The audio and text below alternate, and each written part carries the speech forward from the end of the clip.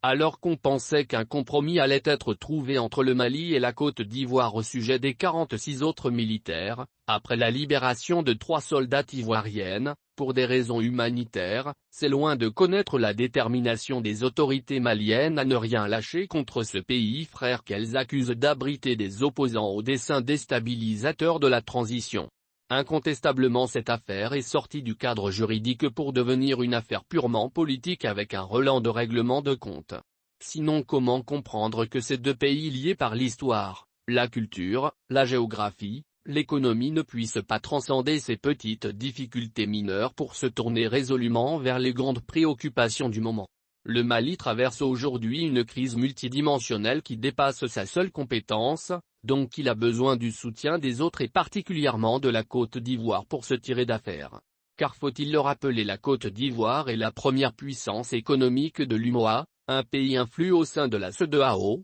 mais aussi et surtout un pays dont le port sert de transit aux marchandises des commerçants maliens. Quand est-ce que les autorités maliennes comprendront qu'une brouille avec les pays de la CEDEAO compliquerait la crise, qu'elle soit sécuritaire ou économique? Nous ne cesserons jamais de rappeler à Assimi Goïta que le Mali ne pourra pas faire face à plusieurs fronts en même temps et qu'il a intérêt à se réconcilier avec tous les pays s'il veut arriver à bout du terrorisme.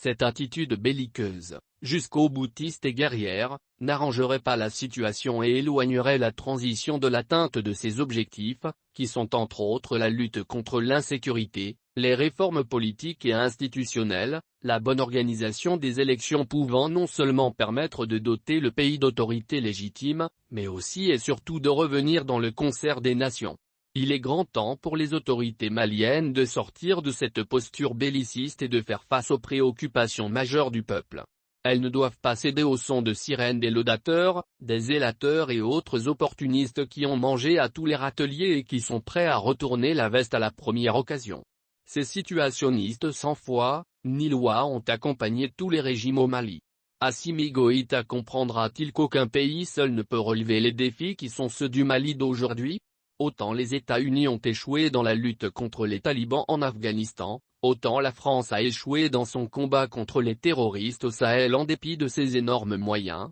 autant le Mali échouera, malgré le soutien des instructeurs russes, s'il ne crée pas une synergie d'action avec ses voisins d'abord et avec tous les pays, afin de venir à bout de ce fléau qu'est le terrorisme. Les chansons tendant à comparer le colonel Assimi Goïta à Soundiata Keïta, Adama Diarra ne sont que des balivernes. En général, les soutiens du président de la transition malienne sont soit des opposants au régime de leur pays ou des activistes sous le couvert d'un panafricanisme étriqué. C'est le cas de Franklin Nyansi, l'ivoiro-camerounais, un proche de Guillaume Soro, de Kmi Seba le franco-béninois, un soi-disant panafricaniste ou encore de Nathalie Ambe, la suisse-camerounaise qui dit avoir fait de la libération du continent africain son cheval de bataille. Assimi Goïta est pour ceux-ci, comme pour l'artiste ivoirienne Echa Koné, un cheval de Troie qu'ils veulent s'en servir pour assouvir leurs ambitions. En somme, le président de la transition gagnerait davantage en atteignant certains fronts et en accordant de l'importance aux préoccupations majeures de son peuple,